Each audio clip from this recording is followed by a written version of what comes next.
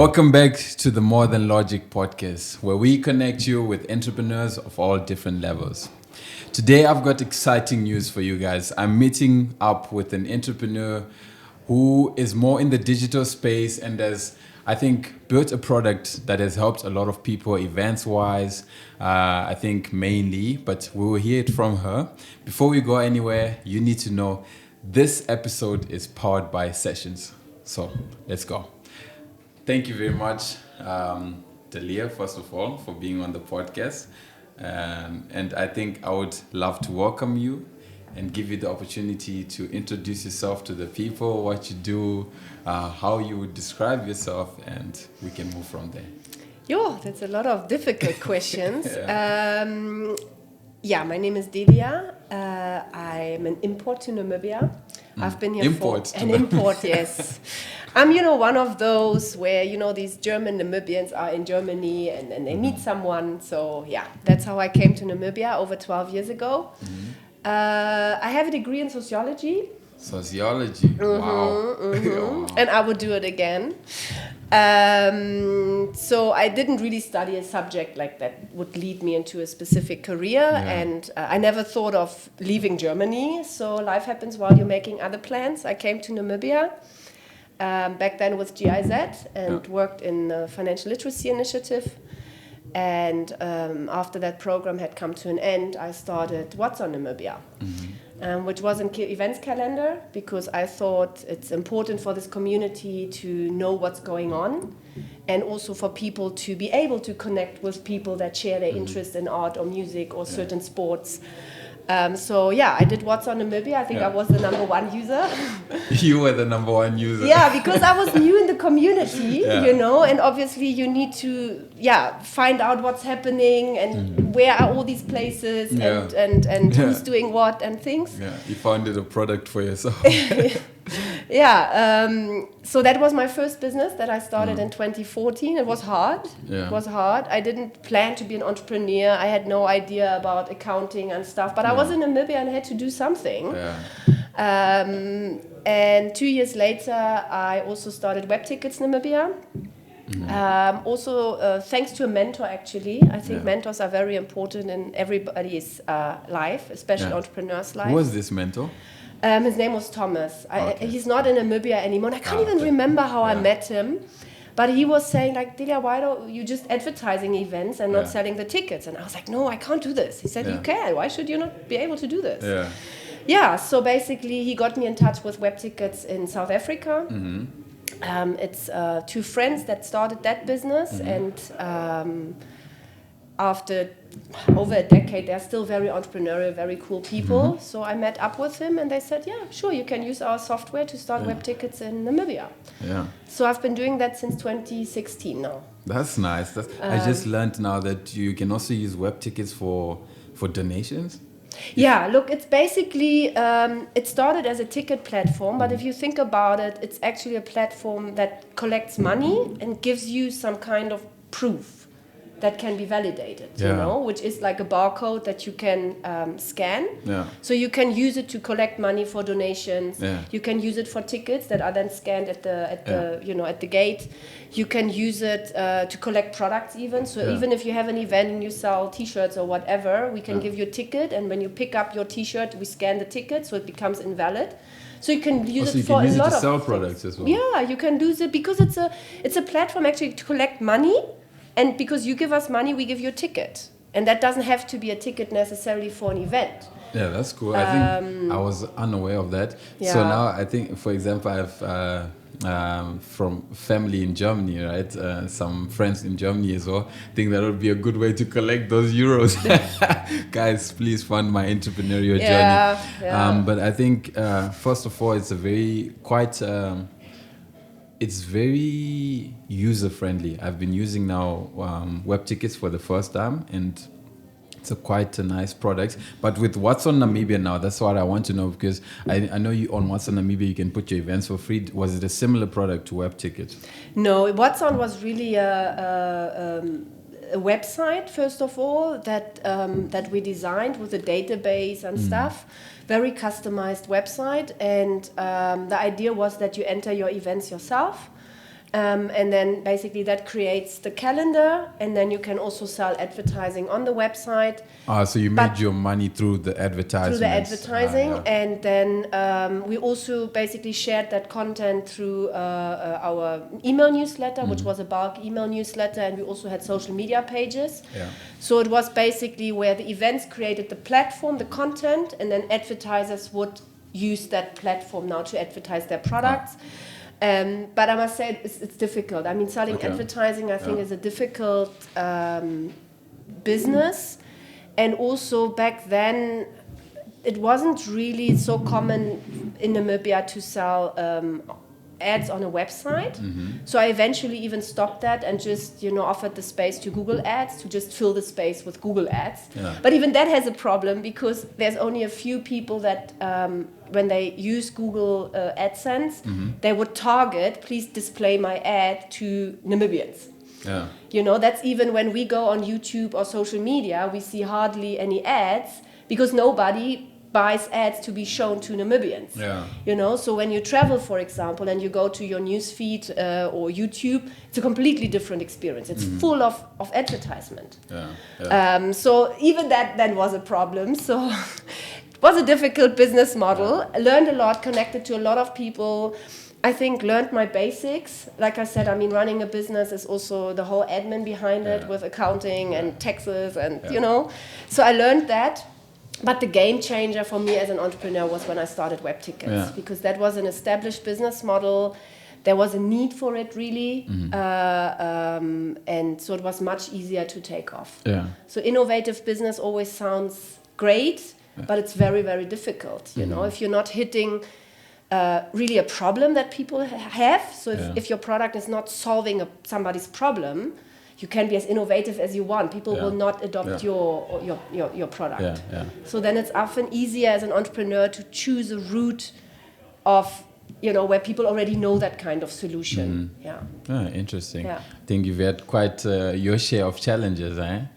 That's nice. I think challenges are very important. They do build character. So now I want to know, what are some principles you try to live your life by?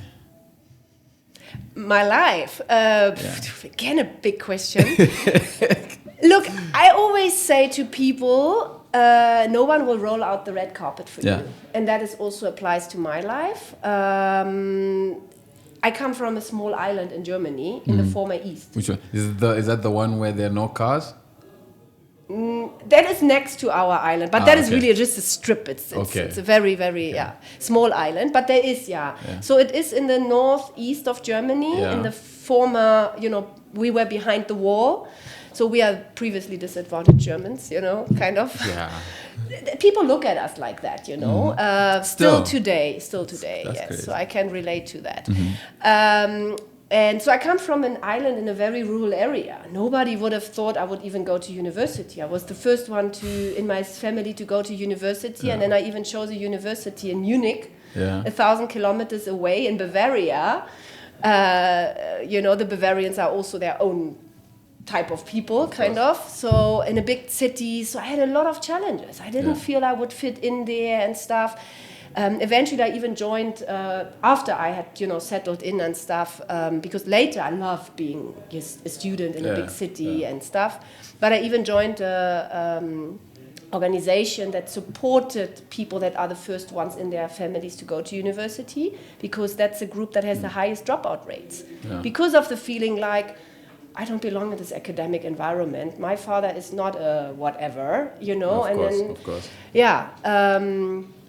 And so nothing was really planned in my life. Nothing was predictable how it would go. So I always, whatever I wanted to do, I had to find my way and a solution. And I think that's what entrepreneurs are. They find solutions for problems. Yeah, that's good. You seem to me like a person that doesn't take themselves as a victim in situations. Would you agree with that? Yeah. Yeah.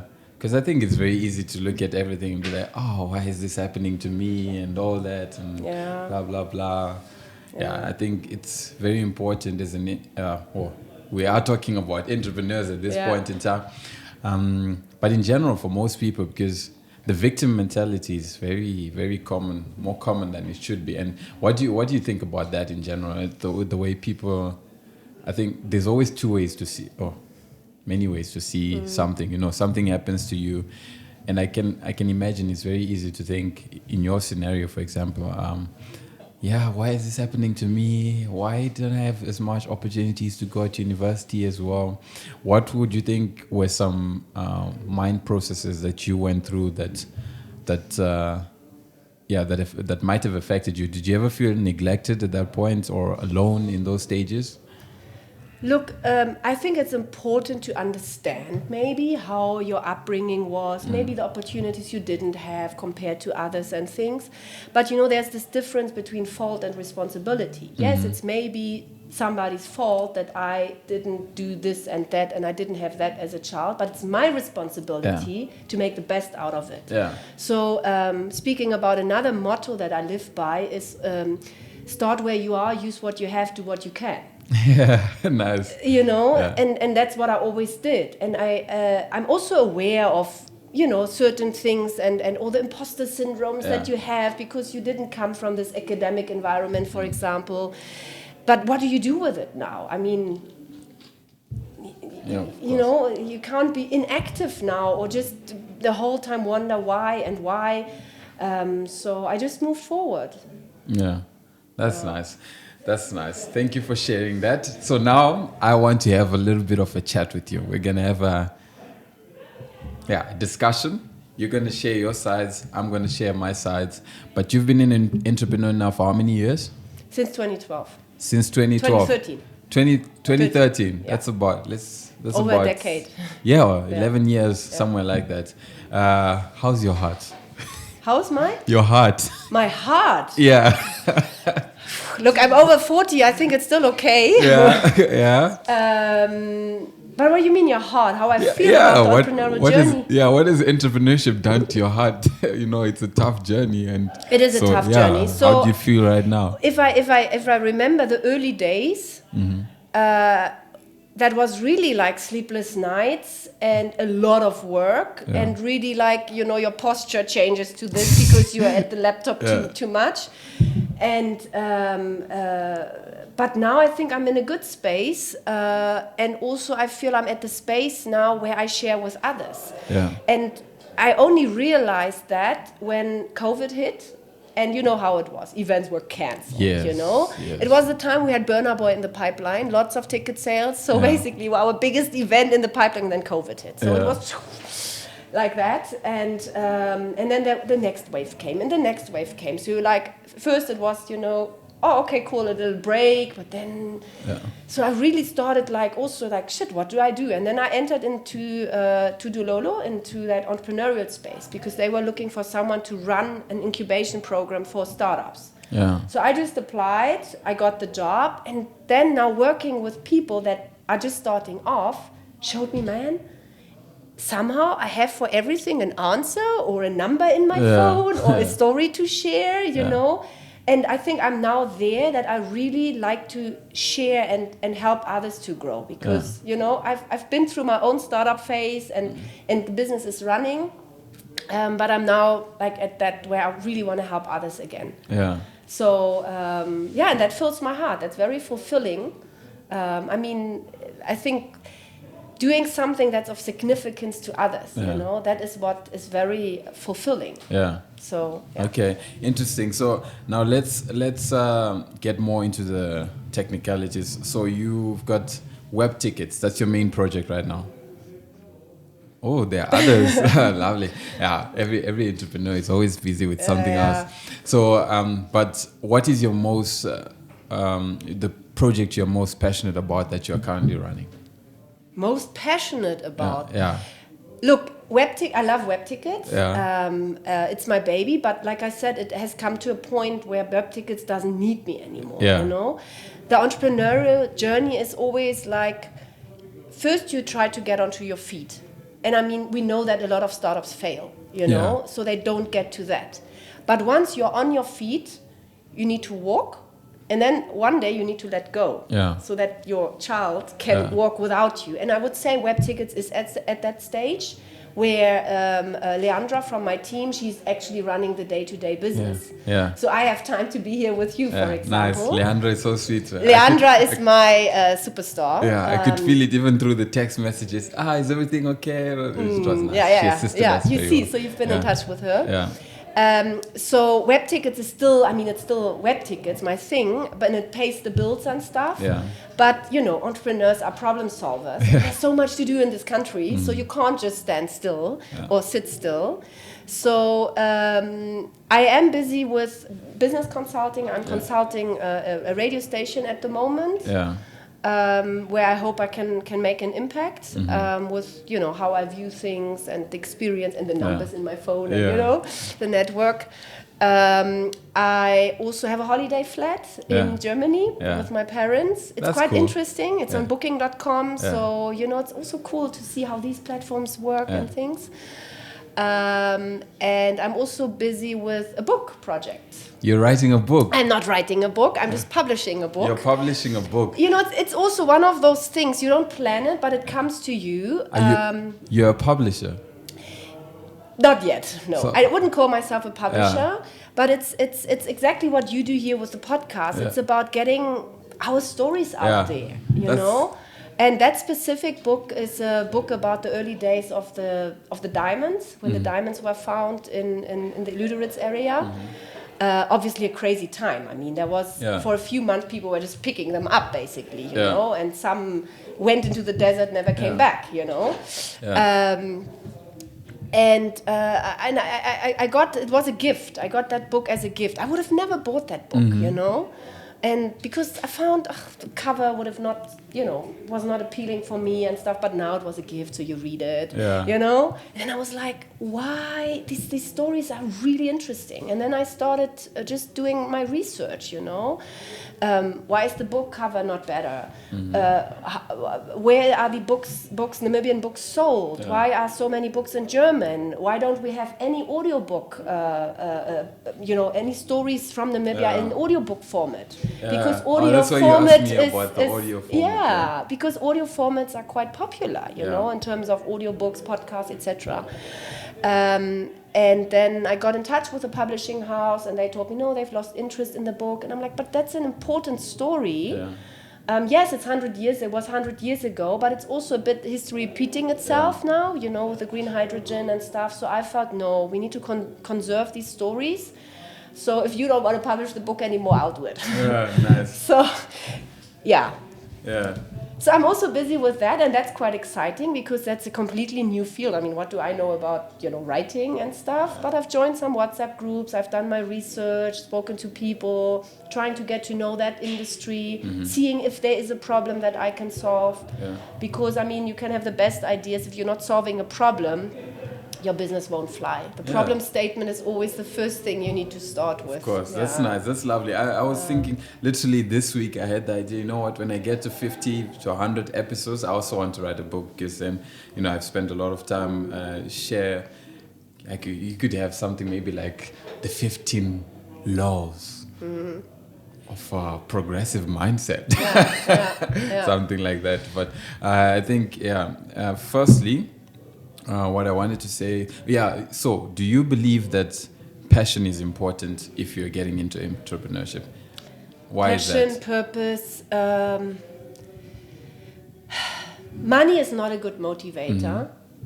It can only motivate you for so long. But to make it through the tough times, you need something else that fuels you, and that is passion. And really that belief that you're doing something that is of significance to others. Call it purpose or whatever you want to call it. So I think, yes, it's very important. Okay. I asked you that question because I'm of the opposing belief when it comes to passion. I think sometimes there are certain things that you just see out there and then you just strongly believe they have to be done. Which is why now you've mentioned the second point that you said, I think, sometimes a problem just needs to be solved or something like that. But whereas passion, sometimes I see it more as a luxury. It's like, because I have conversations with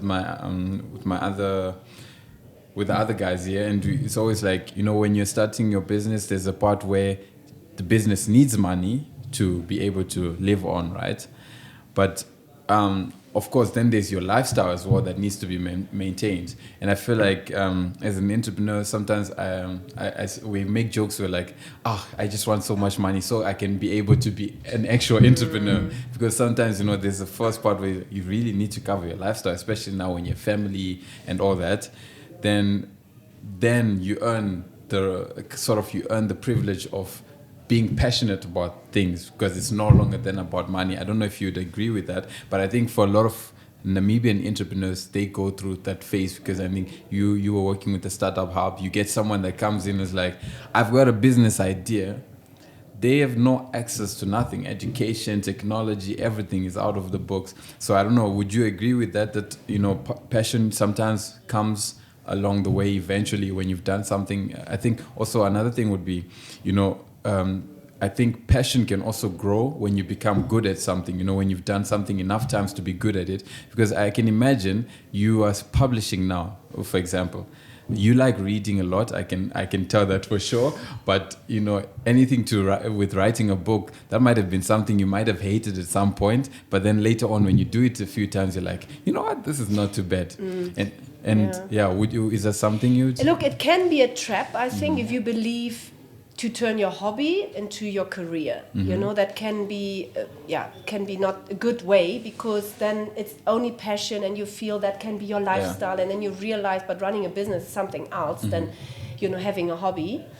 And I think passion is still one ingredient, but what you need to do is you need to build your team. What we spoke about earlier is you need people in the team that are like the visionaries, that are passionate, that are people person, that see the bigger picture. But you also need people in your team that read fine print and that, look at details and things. And I think that is the thing. You cannot just run by passion. You need to have passion. You need to care about something so much that you're willing to invest 8 hours a day, 10 hours a day, weekend work, that you're willing to compromise even your social life, at least for some time.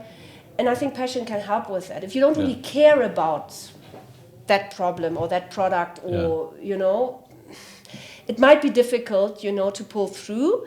But that passion needs to be fenced off also sometimes with somebody that has, for example, a business mind and says, you know what, this is a nice to have, this is fun, but that's not a business. And I think sometimes people get that wrong. Yeah, I think I like the fact that you mentioned care right now, because if we had to really put it, let's say this is the boundary. I mean, we've got care on one side, then we've got passion on one side. Passion really speaks more to the everyday. You're like, sometimes when people think of their dream jobs, they're like a job where you're so happy to come to work every day, and it's not going to be like that. But if you care about it enough, you will come every day. It's like when you think about your family, your children, you don't like them every day, but every single day you care about them. So I really like that you mentioned that, because that's I think one way to definitely measure what you're doing. Because what I try to do nowadays, for example, is I try to ask myself, I think it came from public speaker that I heard speaking. He said, find something that you would do for free and make that your career.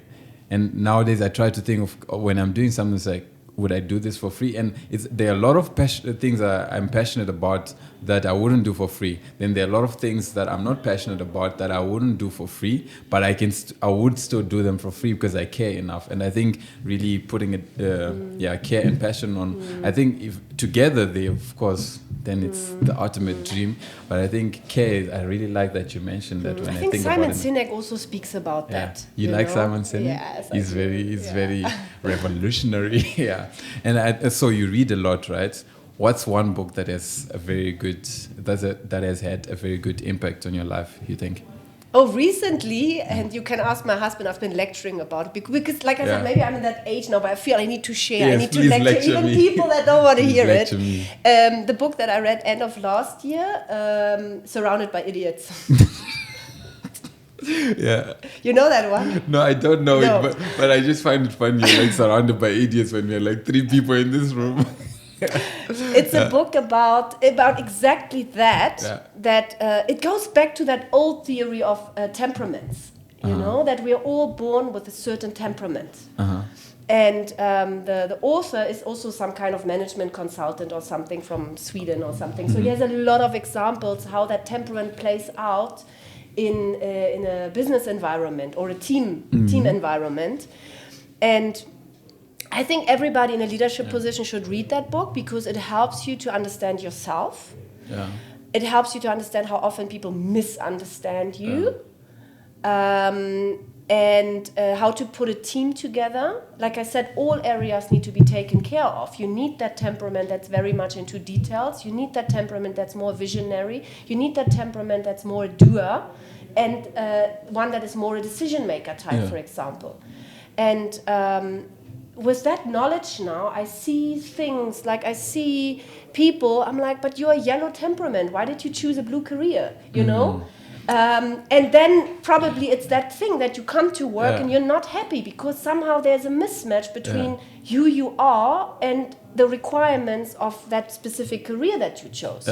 So that is a book that I really love. I recommend to a lot of people. I've bought it already for a lot of people. And Surrounded by Idiots. Surrounded by Idiots, lovely. I'll look for it. Another book, but it's not so easy to read. But you know, I have a scientific background because sociology, like I said, is Thinking Fast and Slow.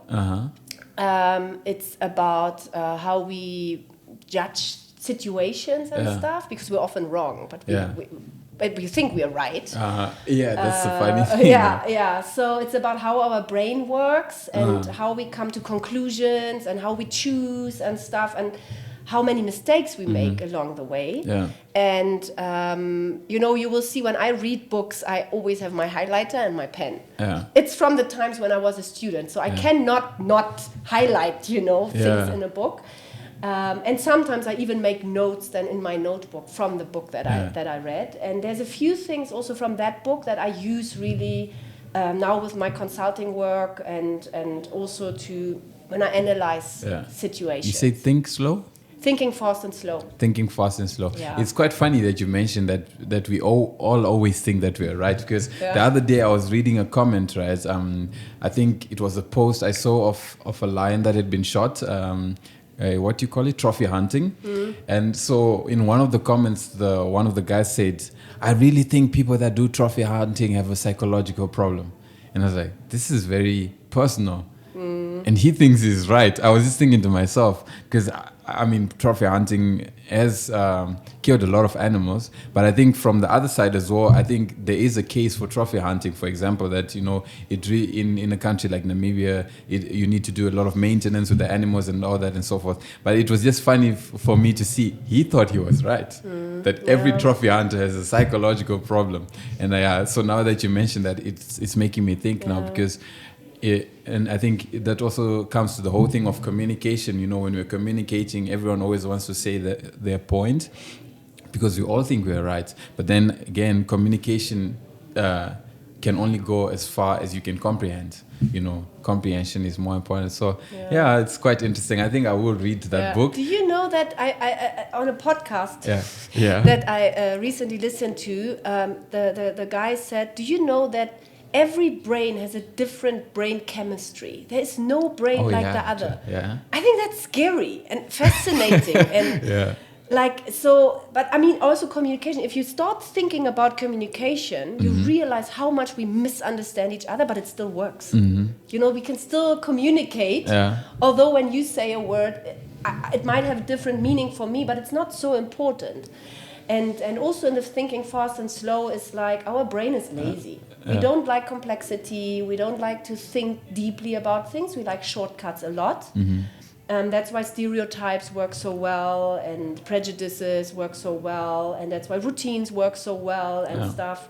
And it's really hard work to force yourself, think this through again. And I think that's also a thing for entrepreneurs. Don't jump to a quick solution. Have you really understood the problem? Like I said, the problem solving when you start a business is one of the core things to start with. And really ask yourself, what problem am I solving? What problem are you solving with this podcast? And for who? And will they be willing to pay for it? And often it's not just the obvious, whatever, I do this for whoever, and that's the business model. Yeah. Sometimes it's something completely different. You really need to force yourself to sit down and think this through. Because if there's no problem, then nobody will buy your solution. Yeah. Interesting. I think that's something I have to really spend a lot of time as well thinking. I do have a reason that I have, of course, but I think really going into depth with that. But I heard you speak now about yellow personality types and everything. And I have your CV, the one that you sent to me, open here. It's a lovely CV, right? It says, the first thing is, hi, how can I help you? And I love it. And then it says over there, I am a red-blue personality and I'm looking for a new challenge where I can help to complete projects, to get work done, and where I can guide and empower people to do better. End of story. And then there's a yellow headline there. I think it says a lot about you as well. So I want to understand, what's this whole red, blue, yellow personality thing you're talking about? Because I'm so lost. Yeah, look, it's something actually my best friend introduced me to that, because she always talked about colors, to an extent. I was like, what is all this? So, maybe some people know it under like earth, water, I know the ENTP, ENTJ. I don't know if you know those as well. Okay, I'll share with them. There's different personality models and stuff.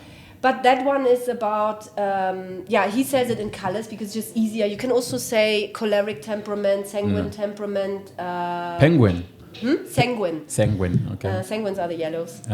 But just in that book, he just calls it by color. Yeah. And like I said, I found it so insightful when we had our get-together at Webtickets. I even had a handout because, I don't just have a social event. There must be always something also to learn, or So I even had that because I also wanted to know in my team, what's the personality. So there's a little test you can do. And now I understand why this one team member always struggles with filling in our cash-up forms. Because she's a yellow. And yellows don't love details. Yellows don't want to be bothered with structure and stuff and forms and things. While for a blue personality, that's what they love. Like blue personalities are usually accountants, IT developers, all these people, lawyers that love going deep into something. And the red personalities are usually ones that take decisions very fast. Saying and doing for them is the same thing. I say it and then it's done. Lovely. That also don't have problem with taking responsibilities and stuff, but they often come across also as bossy, although they don't mean it, but they're just so emotionless, task oriented. That's the thing. They are more task oriented, and sometimes you need people to just get things done.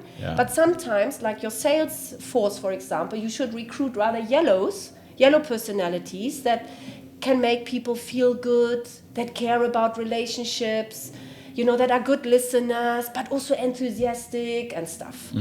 And the green personalities that are the peacemakers in your office. I'm sure you also have those that always between and they understand everybody and they do their work quietly and that are not so extremely up and down and things, So what personality am I? Ooh, I don't know. I mean, you love the camera. So probably more of an extrovert. I don't know. A little bit. But I think here's the thing that I've realized about myself. So people always say I'm an extrovert. And I think most of it is I'm an extrovert because I had to be through entrepreneurship, through, growing up. But because when I'm really alone, I've been spending a lot of time alone lately and then just sit there for hours, just quiet. Nice. But when I'm out in the bar, I'm just smiling. So I don't know, I'm a bit confused. Help me here. So extrovert, I would put it there. Extrovert is when basically interacting with me now recharges you and gives you a lot of energy. Yeah, I love what you're talking about. Well, when you're an introvert, you also do that. You're able to do that. And you might also like the camera and stuff. But later you realize... Now it exhausted me, it drained me, you know. So if you, for example, know that you're an introvert, you shouldn't become a hairdresser or something. Because you interact the whole day with people that tell you a lot of stuff. And it will exhaust you completely. So you probably won't have time, or energy for your kids and, your friends and family anymore. So what that's why the extroverts, salespeople are usually extroverts. Which personality type would that be then? The extroverts is the yellows and the reds. The yellows and the reds. Yes, and the blues and the greens are the introverts. So, okay, nice. Yeah. Enjoy a red blue. Yeah, that's nice. So I'm a doer, but I also have a lot love to detail. Ask my team. I can drive them crazy with some detailed stuff. Like if there's a double space in a text or something. Really? I see that, you know. This is simple grammar, you know. Sometimes I think you probably get annoyed when people do misspellings on purpose and like text and everything. Yeah, I love to detail, but I think it's that ability to zoom in. Mm-hmm. And really, I mean, now when I'm in editing, I need to proofread a text. I mean, I need to see every comma and double space, and you know. And you love it. So I love that, but it's also, as an entrepreneur, you need to be able to zoom out and see the bigger picture and ask yourself the question: hey, what I'm doing here, does that make sense in a bigger picture? Is the market ready? Is the timing right? You know, looking at competitors, looking at dynamics and the economy, you know. So you need to be able to zoom in and out. Yeah, I think that's actually very important, the detail orientation. From my side, I would say sometimes it's very important to be an effective imperfectionist. That's also important sometimes because the job sometimes can just never be perfect. But you need a usable result sometimes at the end of the day because you need to move forward. So I think then stuff like that, that's where you speak of how these two personality types can link each other. So you would come and say, Ignatious, fix that sentence. And then I'm like, but Delia, it's like 10:59. We were supposed to send this at 10:30. And that's why you need a diverse team. That's why you need a diverse team. And in that book, Surrounded by Idiots, there's so many examples. Because if you put together a team of just blues, they will plan and plan and plan, but they never get done. They will never start because there's always something they can still improve and stuff. Engineers, like I said, accountants, you know, all these type of people, IT developers. And that's why these are the planners. And you need them, but you also need the decision maker, you know, that says now is enough. Delia, it's enough. Don't get lost in the details now. We have to move now. And he has a lot of funny stories in that book where you're like, if you have worked in different work environments, you're like, yeah, I've experienced that. Yeah, I am actually thinking the same thing right now because with our event organizers for More Than Logic, it's two goals. We plan and next week we have another meeting. We're still at the same spot we were last week. Then sometimes I have to be like, okay, this week you have to do this. These are the 3 tasks of the week, end of stuff. Yeah. And now I'm like, oh. So that's why I say I think everybody who's a team leader and stuff should know these things because you need to recruit people accordingly. So because often in the workspace people are like, yeah, but this person is not performing and this person is not doing the job or whatever. And I'm like, yeah, but did you recruit the right people for the position? Interesting. You know, and that's why I think it's a must to read that book for all people that put together teams or that are in charge of leading people. Lovely. Okay. Would you agree with the statement that everything is always the leader's fault? It's also Simon Sinek, no? I think Simon Sinek says something like, "Oh my God! If the performance is great, it was the team. If it's not going well, it was the leader. You know. So that's why he said leadership is actually not that shiny job that people believe it is. You know. And he also Simon Sinek says leaders eat last, so they should be the last in line to pay themselves a salary, for example, which is very, very relevant in the entrepreneurial topic. If there is money, where do you spend that money? Is it now an attitude of I worked for this, I deserve this now, I deserve the holiday, or is it like my team deserves this, or we invest this in something else? So it's not always the leader's fault.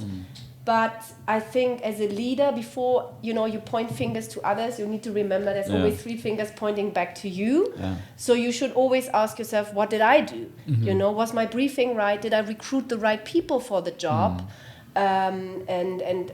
What could I have done differently? So you may come to the conclusion like, shit, I put the wrong people, in the wrong positions, and I didn't tell them exactly what to do and why we are doing this. Start with why, so they're not really motivated. They just felt like I have to do this, but I don't understand the bigger purpose. Yeah. So it could be that if a project fails, it was exactly those problems and it was the leader. Yeah. But obviously there could be also other things that were out of control. So the leader is not always to blame, but you should always start with yourself. Yeah. I think everyone should do that in general. Really look at themselves. What could I have done? What inputs did I do that contributed to the result and everything in our Often personal you're part lives? of the problem. You don't want to hear that, but you are. Of course. Is there a moment that transformed your life that you can really pick back to? I think that you could say, this might have been a big challenge as well, but it really changed my life for the better. Yeah, leaving my island. Leaving your island? Yeah. Yeah, I mean, moving to a big city, that really transformed my life because it opened the world to me. Have you been back there since? Yeah. My family is there and our holiday flat is there. So I was just in Germany recently and stuff. It's still my home, it's still in my heart and everything. It's where I come from and stuff. But if you ask what transformed my life, I think it was that decision to leave that rural area and move to a big city and go into the academic space because you meet interesting people that you hear of interesting things. The world just is bigger out there and you're exposed to so many things. So that transformed my life. And then obviously when I moved to Namibia, it was another big thing. Best decision of your life. Where do you see yourself in 5 years? Those things. I hope that I will definitely still be in Namibia. And I think I will do similar things like I do now. Because like I said, there's so much to do in this country. Are there any specific industries that you're looking to pursue? Industries... Like I said, I'm now with the business consulting and helping others. And I think I would like to do more of that because I did that when I was at Dololo with the startups and then with another company and now with that radio station. And if people think I do help and make an impact and help them, progress or solve a problem, I think I would love to do that more, although I must say it is very draining because you need to, in a short time, understand how this business works, what are the challenges, how do they do things, and sometimes even change things, but people then change. Like I said, we're lazy and habits and, routines and stuff. But maybe move more in that space. Yeah, and if you were to start from zero now, from scratch, what are some what do you think? Okay, let me rephrase the question again. If you were to start from scratch, from zero, what are some skills you've learned now that you think you would definitely begin with? What would you begin to pursue? Look, I think the number one skill in the 21st century is Googling. And you won't believe how many people don't have that skill. Because you can Google everything. Yeah, I thought you were going to say working with people, leading, and then you're like, Googling. Yeah, because you can learn everything through Google, be it leadership, be it accounting, be it marketing, everything is out there, or podcasts, but really use that space. I won't lie, Google has been my biggest mentor. Exactly, and it's not what we in sociology we would call it formal education. And I think it's a problem that, or not a problem, but I often see that when you apply for jobs and stuff, they just look at your formal education, the degrees and certificates and stuff that you have. But I think what is much more important is your informal education, that you can't prove what books you've read, what YouTube videos you watched, what podcasts you have subscribed to.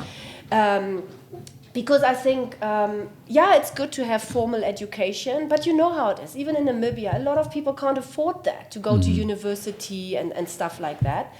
but everybody can kind of afford to Google and, educate themselves. So that's why I think Googling is the number one task. And then that curiosity. If you have a problem, Google it.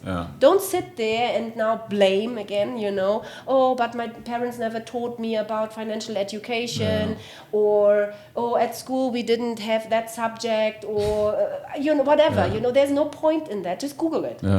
Yeah, true. That's very true. I just had a question now that popped into my mind. You're working in the radio industry now as a consultant.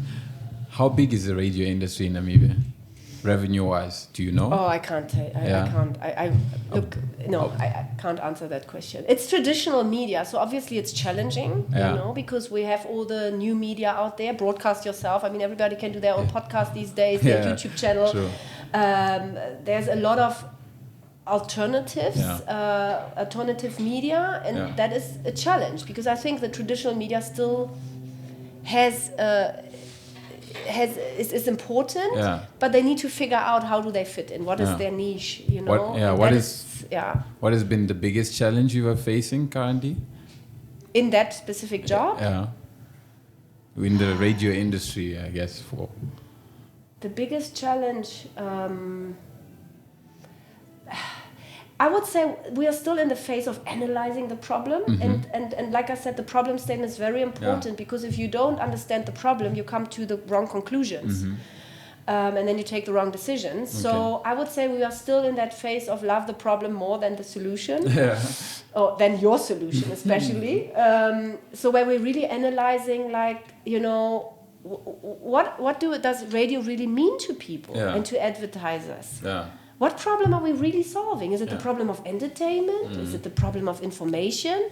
Is it the problem of just, filling the silence at home? And advertisers, what is it really we can do for them? What problem are we really solving for advertisers? I think we are still figuring that out. And once we've figured that out, then I think we can look into, okay, then how do we change the product or adapt our service offerings or our approach. Interesting. Do you do a lot of marketing as well for the channels? We have to look at marketing as well. But I mean, I've only started in June, so it's still quite fresh. So it's, like I said, it's more at the moment in the phase of analyzing, prioritizing, and then coming up with an action plan. That's fine. That's right. Because you need to spend time on the right things, and that is always the thing. I learned that from my boss at Dololo. He always said, busy and broke. Busy and broke, And that's a really a thing. It's so easy to be busy and broke, to think you're doing something, you're working so hard and you're putting so many hours into this, and still you broke. And I think that a lot of people have that problem. There is also money going through their bank, but because they don't have a right accounting system, they don't realize it's not their money. Or the money is coming in, but just covering expenses and buying now the next stock or whatever, so you're not really profitable. People confuse revenue with profit, and so they are busy and broke. You can't be busy and broke at the same time. You're doing something wrong, but I think it is happening to a lot of people, and that is the point when you should really look at everything and turn every stone and question everything that you've been doing. Is that energy that you put in the right thing, or is it just energy that you're sending out there but with no impact, with no return? And that's why I think analyzing is very, very important, and that problem statement. Okay, I'm gonna pop quiz you now as we get towards the end of our podcast episode, just to ask you some fast-paced questions. But first of all, it's been lovely hearing your perspective. I can tell you're very philosophical in your nature. You read a lot. Everything to you is like, this is the answer, but this is also not the answer. So it's lovely. I think if I had to speak to you, it would probably be like for 4 or 5 hours straight. So what do you believe in that others might not? Oh, fast answer. No, it's fine. You can take your time. What do I believe in that others do not? Maybe in myself. Because that is the thing of self-esteem and confidence, I believe that you can make a difference. That's what I say. Yeah. Start where you are, use what you have, do what you can. You don't need to be somebody to make a difference. You can go out and make a difference in somebody's life. Just by tipping your car guard. You can make a difference in that person's life. And I think in that own, how do you say that in English? That you yourself can have an impact. I think that is what I believe in. Even if it's a small scale, you know. And I think everybody can make an impact, but they underestimate their own power. Yeah, I'm laughing, but it's actually a very valid answer. What insecurities do you have, if there are any, that you're willing to share? Of course. Yes. Everyone has. What are yours? Give us 3. Look, I used to have imposter syndrome. Okay. I got intimidated. I still do get intimidated sometimes. If I don't know, some personalities, they are just so. You know, powerful. So present and so wow that you feel so small. So that, What? say. 2 more. We have 2 more. 2 more insecurities. Let me think about that. What can I share here? I think sometimes I know my mouth is too fast. Okay. I don't think enough before I speak. That's the thing. And sometimes that's why I'm like, maybe I should not speak, you know? Another insecurity. I think as a parent you have a lot of insecurities. When you have a little baby, and now some moms do that and some do that, and you're like, oh my goodness. I remember when I had a baby and my friend had read all the books and I didn't, and I was like, so I think as a parent you have a lot of insecurities because you don't know what's right, you know. Should I send my kids to 3 sports and they need to learn 5 instruments, or rather give them free time, and you need to always decide, you know, and you have no experience really. And should you be chilled? They will turn out fine, or should you be in control of everything? So I think as a parent, probably I have insecurities. Okay. What is your most prized possession? You mean like a possession that I have? Like a valuable? Or like in terms of... something that you hold dear.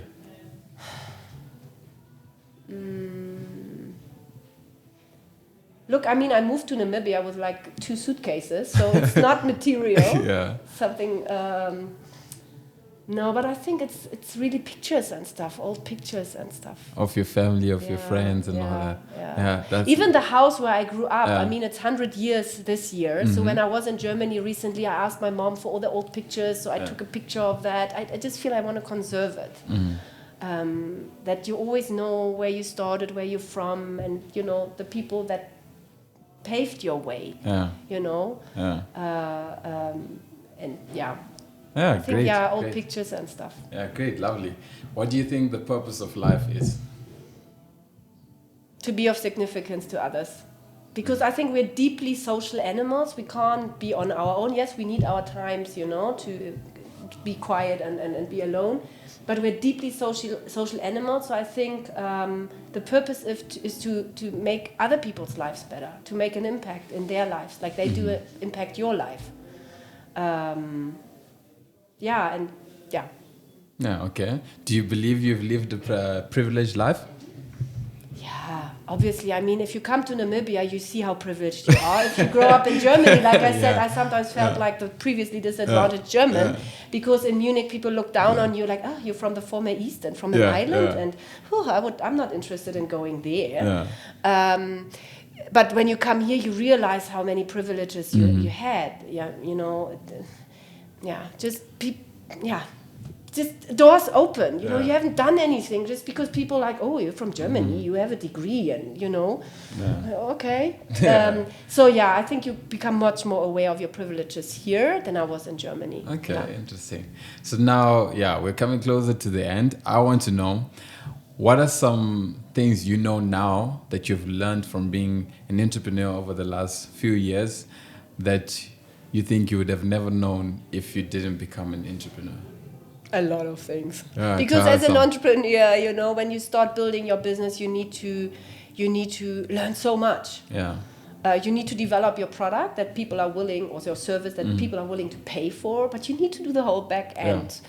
And you need to be a leader if you start employing people and things like that. So all the tech stories, all the accounting stories, all the marketing stories. I had no sales skills when I started. I was afraid to phone someone because obviously my English wasn't good enough. And I had a mentor back then that helped me a lot, because for me, sales was a bit like manipulating people. So I didn't want to be the bad guy that's do sales, you know. And now I understand, no, sales is a conversation. Sales is like helping others with your service offerings to solve their problems, to make their lives better, or to, you know, their work easier or whatever.